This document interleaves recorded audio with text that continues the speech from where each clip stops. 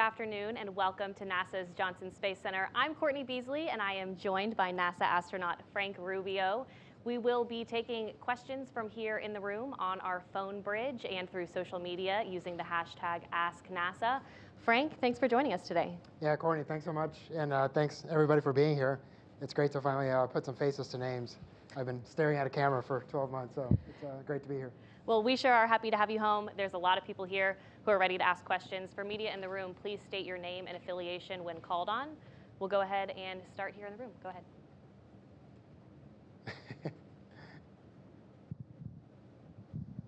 Thank you. I'm Mark Carreau with Aviation Week and Space Technology. And I'm wondering, based on your flight experience recently and your professional background as a medical doctor and a flight surgeon, if you have some thoughts about how you and colleagues in the future returning from missions as long as yours or longer, how they're going to fare when they get back to Earth. Are they going to be able to climb out and be okay on the Earth? Thank you. Yeah, hey, Mark, good afternoon. Nice to see you. And, you know, honestly, it's such a varied response, right? And a lot of it depends on how much work you put on in station as far as your fitness level, but really a lot of it's dictated by genetics, your size, your weight. And so there's so much variability in it that it's really hard to say blanket statement, hey, yeah, we'll all be good or not. I mean, even with a crew of 3 and all of us having worked very similarly up there, you saw very different responses when we first came out of the capsule. And so I think for the most part, within 24 hours, everyone's feeling really pretty good. But within the first 8 hours, there's quite a varied response. So it's just going to depend individual to individual.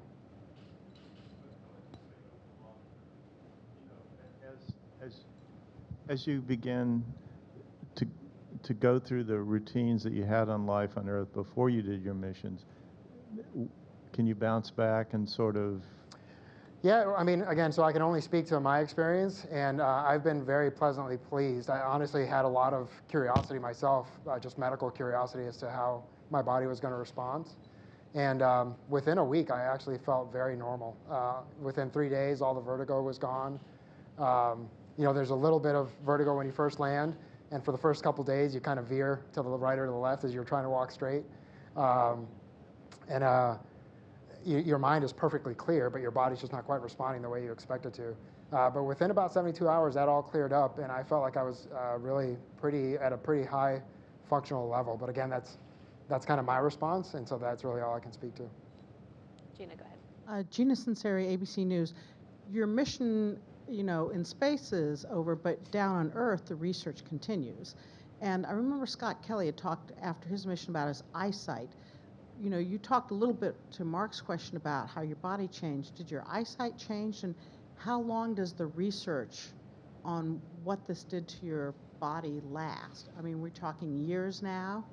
Yeah, so we do have an incredibly robust research program here at NASA, and you do feel a little bit like a guinea pig when you first get back, but in a good way, right? Like, there's just so few of us, and so for anything that has to do with medicine, you just need lots of numbers to have the proper power for a study to be able to generalize statements like saying, hey, this is how the population is going to respond. And again, we're a pretty unique population anyways. So as far as my eyesight, honestly, I was pleasantly surprised. The glasses that I was most recently using on station, I found that they were too strong when I got back. I did not experience any long-term detrimental effects that I can tell. Again, they'll be studying me for the rest of my life, more than likely. But my eyesight seems to have gotten a little bit better since I returned. I think some of that has to do with, again, there's several different factors playing into it. For mine, you know, where it's somewhat age-related changes that I experienced, it just so happens that I'm hitting that point where I'm needing readers in life. I think the fluid shifts that happen in space affect your lens a little bit, and in just a mechanical way, not necessarily in a neuro-optic way. And so when that fluid shift drops, as you can probably tell, my face is just a little less puffy a couple weeks later. I think that pressure that it applies to the lens and the slight change in the shape that it provides, it goes away, and so your eyesight gets a little better. At least for me, it has. Go ahead. Pinkward from Polish Public Television. Frank, you answered the question a little bit, but I want to be concrete. What was the biggest challenge after you came back to Earth? It was first walk or keeping a phone on your hand or something like that? Yeah. Second question, what was your first thought when you heard that your mission will be longer? Sure. Yeah. So for the first part of your question, honestly, I felt really lucky in the sense that there was almost an on-off switch for me, in that there was not a whole lot of confusion between space and Earth. Pretty much as soon as I landed, I think my body understood that I was back on Earth, and so there was never anything of like expecting something to float or dropping something when I didn't. Now I did try to throw things in the trash a couple times, and it landed short, and that's just because turns out gravity has quite the effect. So, but other than that, I didn't really drop anything, and so I will say that walking just hurts a little bit the first few days, the bottom of your feet and your lower back, because they're, again, although I maintained my strength, I think there's just a certain level of soreness that comes with the fact that your lower back is now bearing half your weight. And same thing for your feet. You know, the tops of my feet I've been using to hook onto handrails for the past year, and all of a sudden they're carrying my entire weight. So they were sore. They weren't pain. There wasn't any pain, but they were just kind of sore at the end of the day. And as far as, gosh, what I felt, you know, such mixed emotions, and it really happened over several days and weeks as far as the decision that we were going to stay longer. So there was a lot of time to process. At first, there was a lot of hope that, you know, we would be extended for just a little bit of time, not the full 6 months. And there was that chance kind of persisted for about a month or so after the incident happened, if not a little longer. And so you kind of held out hope that, hey, maybe we'll go home at 7-month or 9-month mark. So really, by the time the decision was made to say, hey, we're going to stay the full 12 months, you were kind of mentally prepared. So I think it was not nearly as tough as it would have been had the decision been made immediately after the incident happened. Okay, our next question comes from Jane on X, and she wants to know, what will you miss most about life on orbit? Oh, you know, it's a close tie. Well, actually 3 things. So my crewmates, you know, but I know I'm going to see them here again. But I really, especially my last crew, essentially two classmates. You know, I had a couple weeks with them, and I miss hanging out with them. But I know they'll be back soon. So the views are probably easily number one. I mean, it's just such a spectacular and unique view when you look down at the Earth. And the fact that you can just float over, you know, even if you're having a hard day or you're in the middle of something and you just go and look out the window for 10 or 20 seconds, it just kind of lifts your spirits up. So I think that'll be something I miss tremendously. And then, you know, floating is just a lot of fun. Honestly, you feel like a little kid, right? It does provide a difficult work environment because it turns out holding things down while you're trying to work on them, it's a different challenge. But it's just such a, again, you feel like a 10-year-old kid when you're doing, you get to do it for as long as you're up there. So I think those 2 things are probably what I'm going to miss the most. And walking seems much more exhausting. yeah. It takes a lot longer to get from point A to point B. Yep. Yeah. We have another question here in the room. Hi, Sophie Sanchez with Cosmic Chicago. We've had recent news of a 3rd leak this year on station. I was wondering if I can get your thoughts on that, and then based on your experience, can you share a little bit about what your astronaut colleagues still on station might be dealing with, any specific tasks that they might be doing, or any that you had to perform while you were on station also dealing with leaks? Yeah. Hey, Sophie. Yeah, you know, I've unfortunately, I don't have a whole lot of details about the most recent and 3rd incident. So I really can't speak too well to that as far as what we think was the cause of that, if it was similar to the cause of the initial 2 incidents that we had while we were in space. If they do happen to be related, and I don't know if they are or not, obviously it speaks of maybe there's a change in the environment, right, for them to happen this relatively close together. But I'm fully confident that the ground team, the engineering team is doing an incredible amount of analysis to kind of get to the root cause. And like they did for us, they're going to come up with a great plan to make sure that crew safety is paramount to everybody on the team. And that just overrides everything. And so when you're up there and even though you're living it and you're part of it, there's a great deal of confidence that, hundreds, if not thousands of people are working day and night to keep you safe. And so that gives you just a lot of comfort and confidence. Okay, our next question is from the phone bridge from Andrea with the Houston Chronicle. Back. My question is actually a follow-up on what you just answered. Obviously, this week, coolant leak postponed 2 spacewalks, and the first coolant leak affected you home. And so I'm just curious. NASA and Russia are partners in space, but how did all these issues with Russian hardware affect NASA and its ability to come out of the mission? And then my second question is just, other than seeing your family, what did you do first when you came back to Houston? Thank you. Hey, Andrea, I am so sorry, but you came in somewhat broken.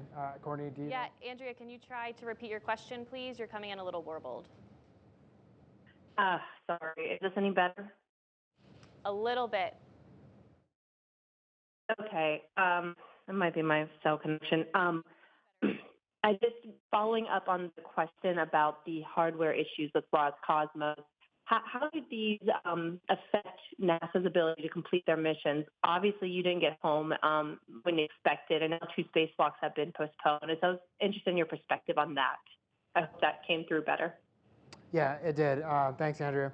Well, honestly, again, that decision-making process is above my level, and there's just so much input and data that's being weighed that it would be really hard for me to say, one way or the other. But I will say again, I'm incredibly confident in our leadership team and our engineering team that they're going to try as much as possible to get to the root cause and then mitigate in whatever way possible to make sure that we have a safe working environment and that we can continue the mission, right? I mean, nobody's more interested than NASA in continuing this mission. I mean, we have 23 years invested into this, and so I can assure you that everybody's doing their absolute best to make sure that the space station is both safe and that we can continue the mission as long as we're supposed to. So, yeah, and I think it is, that is applicable not just to us, but to all of our international partners. We'll take another phone bridge question from Elizabeth with space.com. Hi, thanks for taking the time and welcome home. I was curious about what you found were some of the benefits or good things about doubling your time in space. Were you able to, for example, complete any experiments that you had started or take part in any extra activities? Thank you. Yeah, no, absolutely. There were some benefits for sure. Again, this was an incredibly challenging experience on a personal level, but professionally, like anything, right, I think we're always trying to improve. And the reality is I learned a lot those first 6 months. Especially as the USOS lead, I was able to kind of do some self-assessment and see what things I had done well, what things I had done poorly, and try to improve on those for the next half of the expedition or for the next expedition. And the reality is I'm incredibly lucky in the fact that you're able to take those lessons learned and immediately implement them, right? Because a lot of people have to wait 5, 6, 10 years until they are able to implement those things that they just learned. And so from that perspective, I counted myself pretty lucky in that I was immediately able to self-assess and then try to improve myself. And then like anything, I think anything we do in life, the second or third time that you do it, you're just more efficient at it because you're familiar with it. You know the little tricks of the trade on how to do it. And I think that applies to any job that a human being does. And so it absolutely applied to what I did up there. Again, not that I was perfect by any means. I still made way more mistakes than I would care to admit. But I think I was much more efficient for the second 6 months than I was for the first 6 months. Okay, our next question comes from Brady on X, and he asks, how long did it take to adjust to sleeping in 0G and then readjusting back on Earth? Yeah, no, again, I count myself incredibly blessed in that the first night in space was really pretty weird. And I remember waking up and just you're just a little discombobulated, for lack of a better word, because you're not just disoriented, but you kind of forget where you are. There's no pressure on your back. You're in your sleeping bag, so it's just kind of very disorienting. But then by day 2, my brain just kind of understood where I was, and I was incredibly comfortable and slept great, and then really slept really well for the full 12 months. And then same thing upon return. I just thought having all that pressure on my skin especially was going to be really challenging. And I was jet lagged, so there was a little bit of that into play. But after the first 3 days or so, when the jet lag wore off, I found that I've been sleeping pretty well. Okay, we'll take a question here. With Univision, I'm going to do my questions in Spanish. Yeah. Primero que nada, muchas felicidades por estos logros. ¿Qué se siente ser un astronauta estadounidense que está haciendo historia, pero además también como el primer latinoamericano en cumplir esta hazaña? Y mi segunda pregunta, cuando se supo que se iba a extender el tiempo en el espacio, ¿qué sintió? ¿Qué pasó por su mente? ¿Y qué fue lo más difícil en ese momento? Sí, bueno, buenas tardes, Marlene, mucho gusto. Como siempre, es un gran orgullo, ¿no? No solo representar nuestro país, pero nuestra comunidad. Y para mí es un gran orgullo, un honor. Y como siempre he dicho, espero que soy uno de los primeros, pero si Dios quiere, no los últimos hispanos que vamos a seguir haciendo parte de la historia de este gran país. Y bueno, de veras que como tengo la suerte de tener mucha experiencia militar y para eso uno sabe que tiene una misión y tiene un trabajo que hacer y aunque es difícil, uno se enfoca en la misión. Entonces, claro que fue difícil saber que iba a tener 6 meses más que iba a perder con mi familia, pero al fin del día tengo muchos compañeros en el ejército que se han extendido en la guerra, donde sea, y por eso es difícil sentirse sorry for yourself. No, entonces es de enfocarse en la misión y decir, hacer la decisión que lo voy a hacer con la mejor actitud que es posible y hacer el mejor trabajo que puedo. Yeah. Okay, we'll take a question from the phone bridge from Jackie with the Times of London. Hello, can you hear me okay? We can hear you. Marvellous. Thank you very much and welcome back to Earth. I'm interested in the psychological aspect of what happens when you're told that you're going to actually be spending a year in space and almost twice as long as you'd expected. I wondered if you could talk about your relationship with the tomato. Anyone who's seen The Martian knows what psychological boost you can get from, seeing life up there with you. But can you talk us through that, how something like watching a plant grow in space keeps you somehow connected to life on Earth? And also a little of that psychological and personal aspect. You said there were some personal challenges, and we don't see those family impacts and the behind-the-scenes adjustments you have to make when your mission is extended. Could you just talk us through some of that and give us some insight? Thank you very much. Sure. Jackie, good evening. I think your time in London, and thanks for the questions. So I answered a little bit of that in Spanish, but certainly I'll answer it again in English. Every individual obviously is very different, right? So I think we'll all handle it very differently. For me, again, to some degree, I was lucky in my military background. I've had missions extended. I've had plenty of friends and family that have been under much more duress and much more difficult conditions who've been extended. And so, again, it was somewhat difficult to feel sorry for myself in that situation. That's not to say we didn't have a couple of hard days. We absolutely did as a family when we came to grips with the fact that, hey, we're going to have to do this for another 6 months more than we expected. But it helped tremendously to have an incredible community around us, and I knew that my family was, not only were they showing a lot of resilience and strength, but the community around us was just, gosh, they just did so much, so much prayer, support. It was really almost overwhelming how much love and support we received. And so from that perspective, it made it incredibly easy. And yeah, you just have to, at least for me, you have to make a conscious decision to say, hey, this is the mission. I got to focus on that. I kind of allowed myself a day to feel sad and sorry for myself, and then I try to really make a conscious decision to say, okay, let's have a good attitude and let's just try to do the best job possible that I can. Now, I had a lot of personal motivation. I have 2 kids that are in college that were at the time undergoing very challenging experiences themselves because of where they're going to school, and that first year there is incredibly challenging. And so it was also important to me to set a good example for them, right? We talked so much as they were growing up about, hey, we do hard things with a good attitude. And so I think I would have been selling myself and them short if I hadn't handled this the way that we did. And so for my wife and I both, I think that was a really important part of the way we handled it. But I think overall, the love and support we received made it way, way easier than I think people might expect.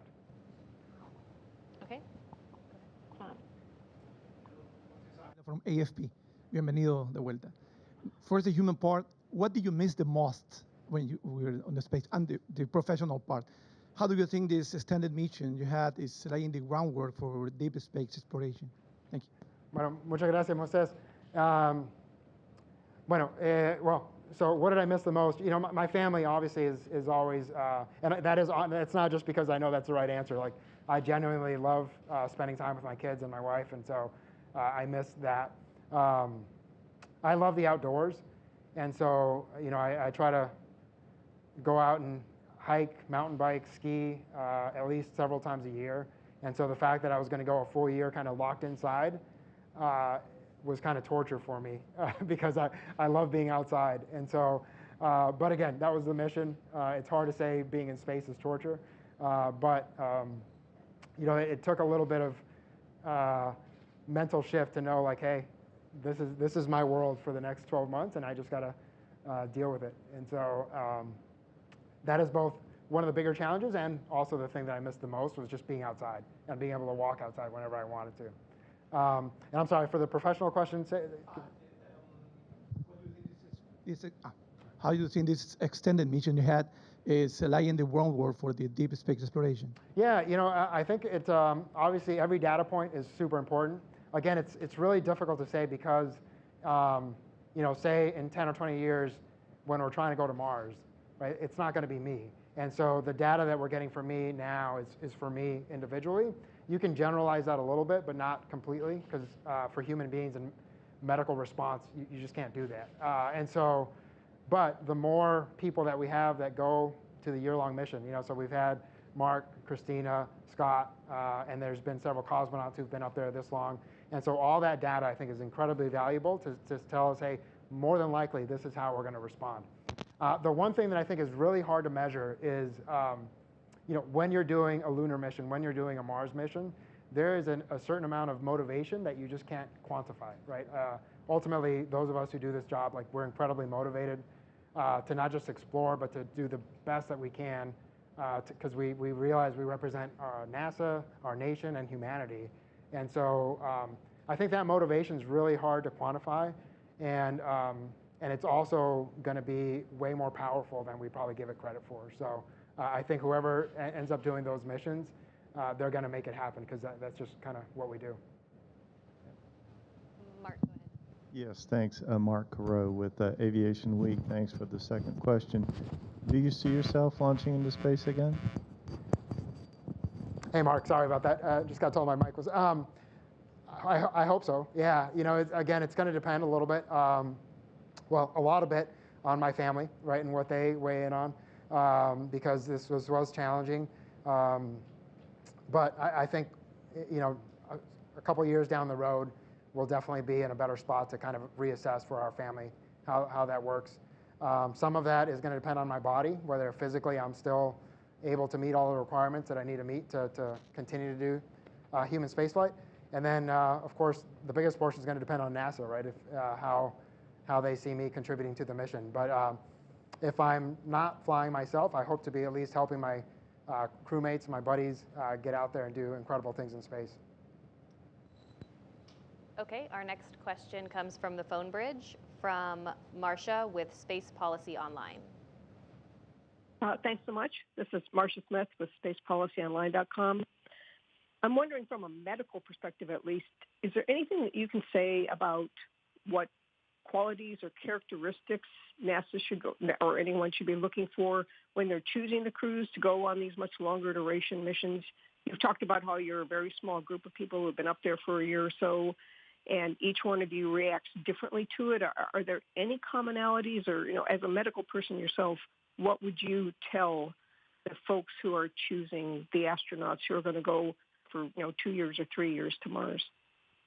Yeah, hey, Marcia, that's a great question. And honestly, the one thing I can speak to on that is what I saw for the last 12 months is how important team dynamics and teamwork really is to making the mission not just happen, but happen successfully and happen really well. And that's just not just for the 7 or 11 people who are up there at any given time. Really, that applies to the ground team too, because most of the team that makes up this incredible mission is on the ground. So that's the flight directors, the flight controllers, all the science people who make everything happen, and really just the ground support. I mean, we have hundreds and thousands of people throughout the world who support this mission, and it all kind of just melds in this incredible way to make this thing happen. But obviously, the crew that's out there together for an extended period of time, I think the better you work as a crew, the smoother it tends to go. And again, I was super blessed to have really good crewmates, and I don't know that I could have asked for better crewmates for the 12 months that I was there. And so the one thing I walked away with is how incredibly important that was, not just psychologically, but also just to making things happen. Because you know, if I was struggling with something, my crewmates would jump in and help me out. If they were struggling, we would just help each other out to make things happen. And I know that happens in lots of places throughout the world. But in that unique setting, I think being able to not just help each other out, but you know, again, it wasn't like a magical kumbaya for 12 months. There were challenges, but we were able to come together as a crew and say, hey, here's the issue I'm having, or here's the issue you're having, let's work it out. And without fail, we worked them out, and we always came out better, and we're a better functioning team after we went through those problems. So, Gina, go ahead. Gina Sinceri, ABC News. What did your mom say when you got back, and what was the reaction in El Salvador when you returned? What did you hear from the community down there? Hey, Gina. Yeah, you know, obviously she was incredibly happy that I was back safely. Gosh, you know, I've been amazed, both my mom, my wife, and my kids, the resilience they've shown, especially my mom and my wife throughout my life. I've done a lot of things that a lot of people would probably freak out over, right? Not just doing themselves, but like your loved one, especially my mom, I think, because now that I have kids, I'm like, hey, it's okay if I do the dangerous things. Maybe it's not okay if you do, you know? The support and the faith that they've shown throughout, you know, whether it's skydiving or flying or going to combat or getting on a rocket or doing a spacewalk, they either fake it really well or they do just an incredible job of trusting and having faith that it's going to go okay. And so I've never had any trepidation from their side, which has helped me tremendously, right? Because I'm not the type that dwells too long on the risk. Obviously, we do an incredible job of assessing the risk and managing the risk and making sure that we have every mitigation possible. But then I don't spend a lot of time, I guess, fearfully thinking about it, right? You just kind of assess it and you do what you need to do to mitigate that risk. And so knowing that they're able to handle it well also helps me kind of focus on that. So, and then, yeah, you know, the support that I've had from the Salvadoran community has just been incredible. You know, the country has had, unfortunately, a tough history. A lot of things that it's known for aren't necessarily great, but they're great people, and they're incredibly kind, hardworking, good people, right, the vast majority. And so I feel really fortunate that I'm able to kind of represent the country and that community and the people in a good way, and hopefully start turning the tide towards when people hear El Salvador, they think of really positive things, because really the vast majority of the people from that country, that's what they represent. Yes, hello. I wanted to know about the tomatoes you tried to Oh, yeah. grow. Back to the tomato. Yeah, okay. So I think people have heard that story. We were growing tomatoes to try to figure out, hey, again, as we approach longer term missions, we need to be able to grow our food and sustain, and it's really important to have fresh food. And so we were growing some of the first tomatoes. I harvested, I think, what was the first tomato in space, and I put it in a little bag. And one of my crewmates was doing a PAO event with some school kids, and I thought it'd be kind of cool to show the kids, hey guys, this is the first tomato harvested in space. And then I was pretty confident that I Velcroed it where I was supposed to Velcro it, and then I came back and it was gone. And I mean, I spent probably 8 to 20 hours of my own time looking for that tomato. Unfortunately, you know, because that's just human nature, a lot of people are like, he probably ate the tomato. And, you know, I wanted to find it mostly so I could prove, like, I did not eat the tomato. So I never found it. The reality is that probably, you know, the humidity up there is 17%, and so it probably desiccated to the point where you couldn't tell what it was, and somebody just threw away the bag thinking it was trash. And so a proud moment of harvesting the first tomato in space became a self-inflicted wound of like losing the first tomato in space. But hopefully somebody will find it someday, you know, some little shriveled thing in a Ziploc bag, and they can prove the fact that I did not eat the tomato in space. Maybe still a lot of people thinking you ate it, but yeah, I know. only time will tell. But anyways, yeah, I'm confident that I did not. But it is a point of pride that I lost it, like a lack of point of pride. So mistakes happen in space too. Yeah. Go ahead. Okay, so Joanna Pinkworth, Polish Public Television. If we have a second round, maybe you will have a second chance and grow potato on Mars, Yeah. like Matt Damon. You know. Yeah, that's right. But it's not my question. Yeah. The question is, you said that you missed the outdoors because you like activities outdoors, but it's tricky because you had more space when you have your spacewalks. And is it? Can you somehow said it is? A little bit like on Earth, or is completely different? Because I haven't been to space. Yeah, no, gosh, and I do wish everybody could go to space for a day, because it really, it does so many things. One, it makes you appreciate what we're capable as humanity, right? When we put our joint efforts towards something good, we're capable of incredibly good things and incredibly amazing things. And so that to me is just such a cool thing to not just experience, but appreciate while you're up there. It makes you appreciate how unique our planet is and how thin our atmosphere really is, and how little is protecting us from the vastness of nothingness that's out there as far as vacuum. And just it's an environment that has zero forgiveness, right? Like I think that's hard to really explain to people, is the fact that if something fails, it's immediately catastrophic up there, right? And so when you look at our planet and you realize how perfectly it works to keep, you know, all 9 billion of us alive, it's pretty incredible. And so it really gives you an appreciation to say, hey, not only do we need to take care of it, but we need to take care of it in a way that ensures that our kids and our grandkids are going to have a good future. And you know, it's hard to say in words what being out on a spacewalk especially, but I will say, being on space station is incredible. When you go outside for a spacewalk, it is 100-fold better as far as the view and how you really feel that you're in space, because there's just nothing between you except, you know, a little bit of glass and your spacesuit. I've been lucky enough to climb some mountains. Hopefully, if you guys have climbed some mountains, when you go to, you know, a 14,000 foot or higher peak and you look out, and all you can feel is awe, and then you try to take a picture with your phone, right? And then you look at the picture and it just never comes close. And so as much as I can try to describe it, that's imagine that 1,000-fold when you're trying to describe what space is like.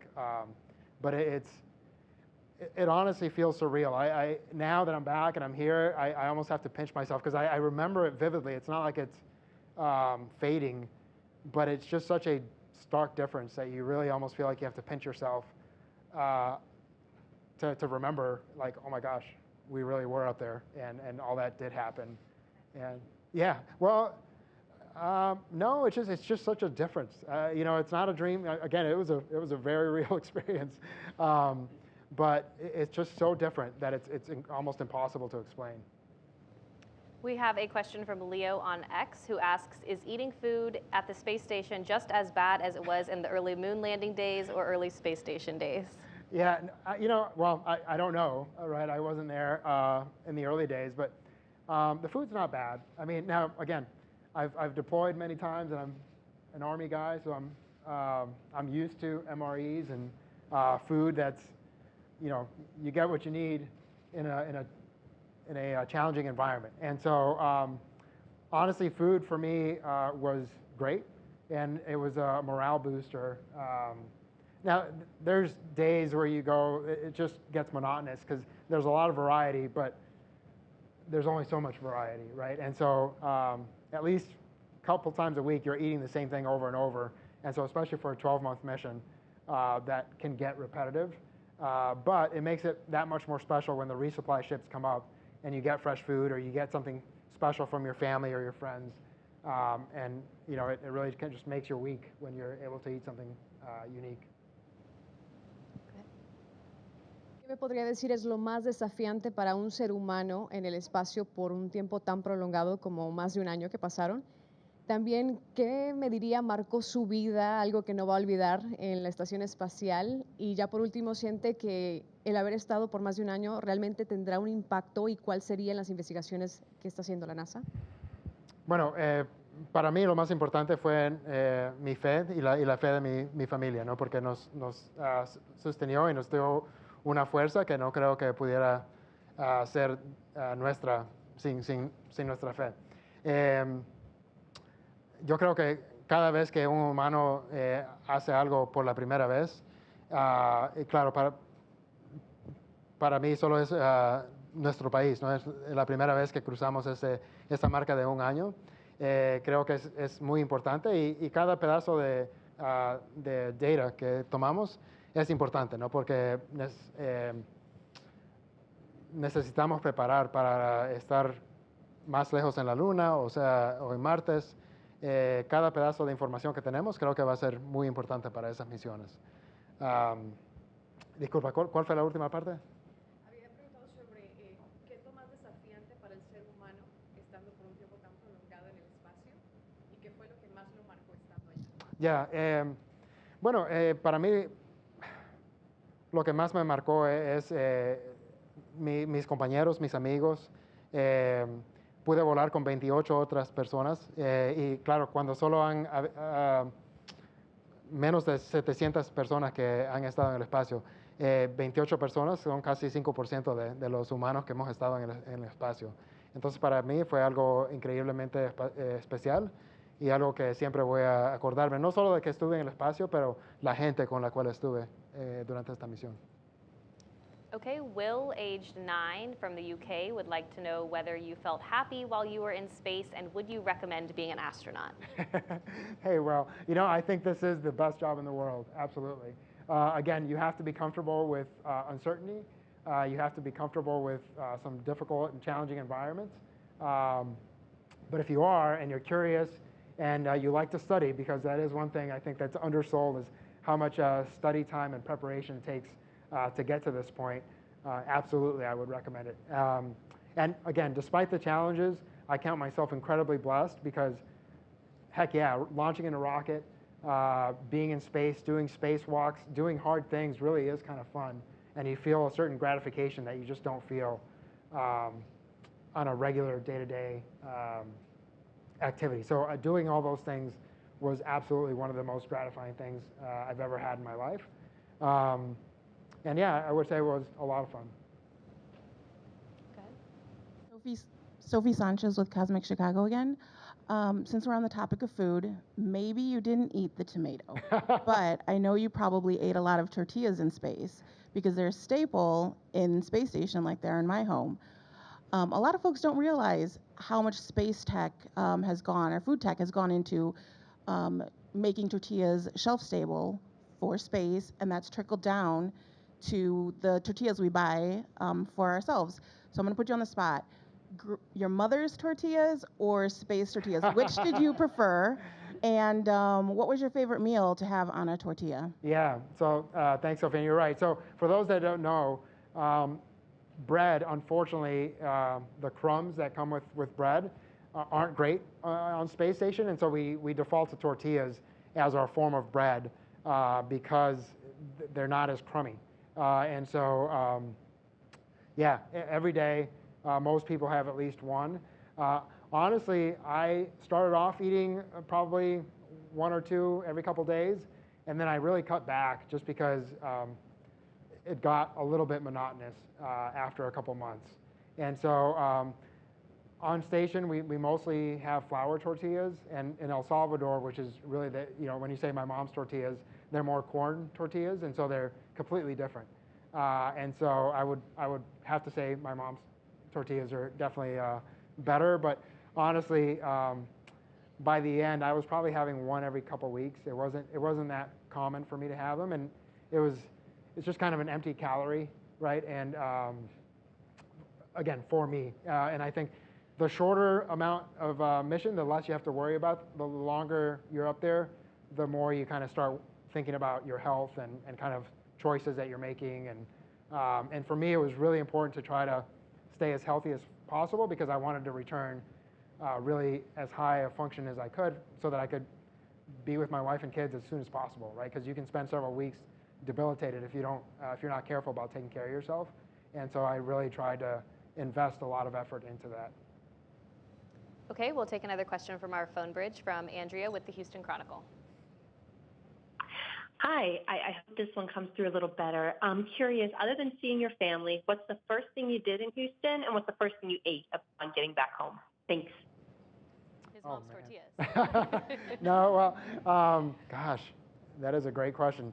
You know, Andrea, I went home and you know, it's essentially you come back, you fly. We landed in Kazakhstan, and then within 24 hours, you're back in Houston.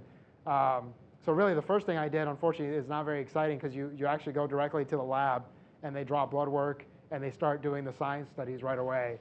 And so you're somewhat going straight into science mode for the first few hours. And so then after that's over, then you get to kind of relax and spend some time with loved ones. And you know, my two kids from college were able to come back and spend time with us. And so really, we went home and we cooked a meal together as a family. And that was just a lot of fun because, especially for my wife, she'd been without half of our family for a year. And so I had to have all 6 of us back together in the kitchen and just kind of having fun and talking to each other and making fun of each other and just enjoying our time together was really a pretty magical moment. And you know, regardless of what we made, which was a great meal, I'll keep that private, but it really was just that family environment and I mean, so many families have experienced that time in the kitchen together, right, where you're just enjoying being with each other. So. Okay, go ahead. François Picard from AFP. I have 2 questions. First of all, do you think that the training was hard to reach the job you've had, and was it harder than the job itself? And the second question is more about how you feel right now physically. Do you feel like you're 100% back? Yeah, no, great questions. Thank you. So, you know, that's a complex question because there's several steps to that, right? One of the hardest things is actually just being selected as an astronaut because it's incredibly selective. And the reality is there's hundreds of incredibly qualified individuals, and NASA's just limited by numbers, right? You can only train so many people in any given class. And so generally, the last few classes, you've picked about 10 people every 4 years. And, you know, again, we'd all be lying if we're like, we're the 10 best people in that 4-year span. And so there's a little bit of luck of hey, you're fortunate enough to be selected. Of course, your resume kind of has to stand out, right, to get to that point. And then you have to do well in your interviews. And so that part of it can be very challenging. And for a lot of people, it's a lot of, you know, you can be incredibly well qualified, you can be a perfect candidate, but the stress of the situation and the stress of the fact that, hey, I'm in this incredibly selective process, for some people, that's too much. But assuming you get to that point, then you start in this really fun training, right? You're doing a lot of really cool things. You're flying in the T-38 jet. You're learning to do spacewalks in the NBL. You're learning a new language, Russian for us. You're learning all this space station systems. And from an engineering perspective, that station is a marvel, right? I mean, it's a small Earth floating around space as far as like keeping humans alive. You have to have a small Earth environment up there. So learning all of that and the engineering that went into it and the appreciation that you get for the people who came up with the design is pretty incredible. And then you're exposed to a little bit of the aeronautical engineering that has to go into spaceflight as you prepare for that. So for me, that's all fun. Again, there's a lot of book studying that comes with that, and so if you're not into that, fun would not be the way to describe it. But I've always just enjoyed learning new things. So, and you know, I think so. EVA is probably the most challenging thing we do up there. The spacewalks, extravehicular activities. And the training in the NBL physically is actually a little bit more challenging because you have the resistance of the water, right? The only way to really achieve that neutral buoyancy is underwater here on Earth. And so every time you're moving that 300-pound spacesuit through the water, you're pushing a lot of pressure. And so it is physically very challenging.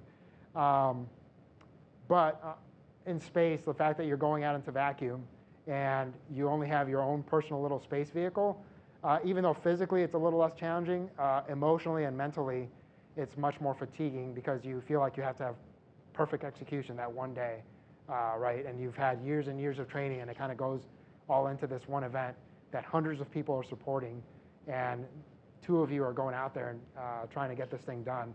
Again, I was fortunate enough to do 3 of them, and it's humbling in a lot of ways. The biggest way is you appreciate how much time and effort so many people, hundreds of people, put into making this 10 or 12-hour event happen, and how incredibly well choreographed it is. So I'd say no, day of was definitely more challenging, but it's really the cumulative effect. Physically, it's less challenging. The cumulative effect of what you're doing, I think, is more challenging on day of. Oh, yeah, I feel great. No, I'm not. I don't think I'm back to 100%. I'd say probably 80 to 90%, which I think is actually pretty good. But like the bottoms of my feet are still sore from just standing and walking. Again, my lower back's still a little bit sore, right? So those things are not fully resolved yet. So I can't say that I'm 100%, but I am 100% as far as vertigo goes. When I'm driving, there's no sort of disorientation. Everything feels perfectly normal. I've been able to jog, and it feels fine. So yeah, it depends on what you're asking. So not 100% yet, but I think functionally, I feel 100%. Okay, our next question comes from the phone bridge from David Curley with Discovery Channel. Hey, Frank, welcome back. Looking forward to hearing about those non-kumbaya issues down the road. But you've touched on a couple things, and I'd like to ask a broader question. When you were still on station before departure, you were asked, would you have accepted a 1-year mission? And for personal reasons, you said no. Well, broadly, what does that say? How long do you think an astronaut can spend in space? What does it mean for going to Mars? And also, as a flight surgeon, did you end up finding yourself studying yourself?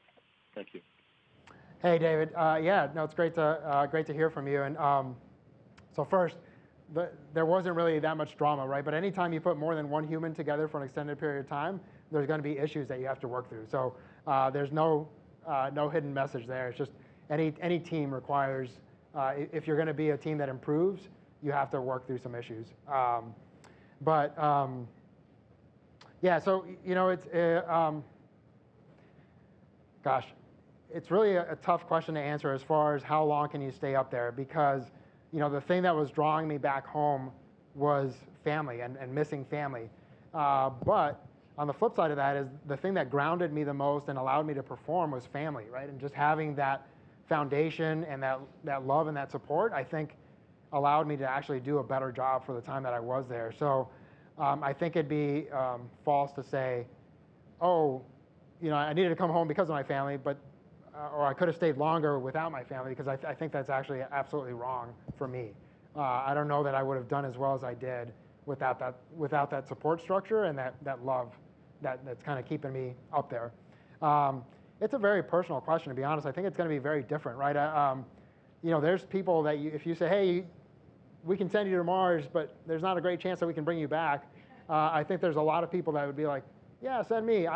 I'm just not, like, you know, I'm absolutely willing to take risks, but I'm not willing to take silly risk, right? And really, this kind of mission requires good analysis and good mitigation. And you don't want to just go willy-nilly into something risky without having a good plan. And so I'm kind of glad that we have the approach of like, hey, we want a 100% success, right? Now, we realize that you're always going to have to be flexible. You know, the 100% plan goes right out the door as soon as you hit the start button on the rocket. But I think as much as possible, we will hopefully always approach these missions with the thought process of not only are we going to want success, but we want a high level of success that makes sure that we can repeat these missions to maintain a presence first on the moon and then eventually on Mars. Okay, it looks like we have one more question from Jackie with the Times of London. Hello again. Thanks for the second hit. there were lots of headlines while you were up there about you being stranded. And we know you weren't exactly, but you were sort of still an accidental record setter. And the length of time that you spent on orbit was unexpected. Did you ever actually feel that kind of vulnerability that being stranded would have presented? And also, given the extension of your mission, did you get to ask for more stuff to be sent up? If so, what? And I apologize for this next part of the question, but my kids will want to know, how do you make 6 months of underwear last for a year? Thank you. Well, Jackie, those are great questions. Yeah. So, I don't know that I ever felt stranded is the wrong word. I mean, but ultimately you are in space. It's not like you can just walk out the door and come back to Earth whenever you want.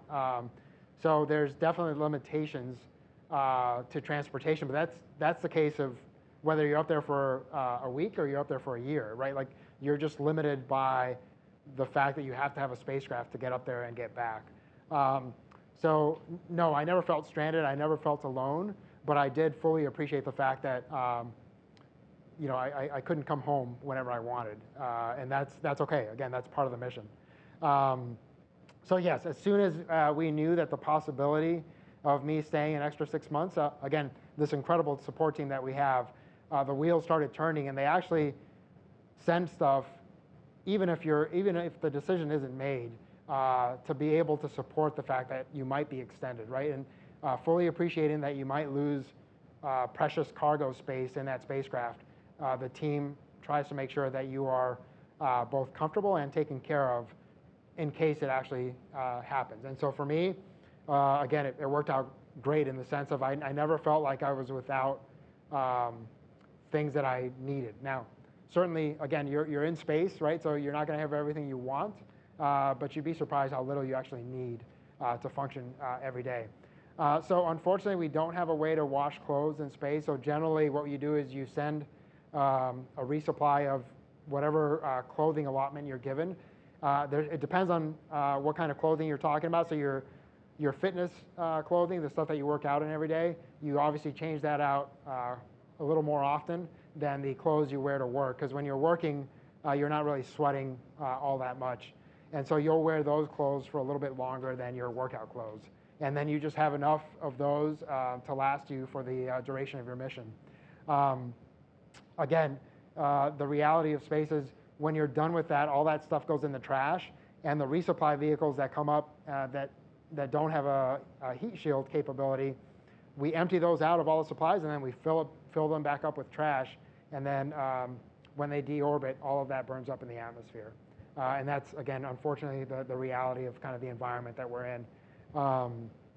But we do try to wear those clothes and use the things as long as possible to maximize both the efficiency and to just make the best use of our resources. All right, well, that's all the time we have for our press conference today. Frank, thanks again so much for joining us, and thank you to all of you for joining in through our various platforms today. We'll see you next time. All right, thanks everybody.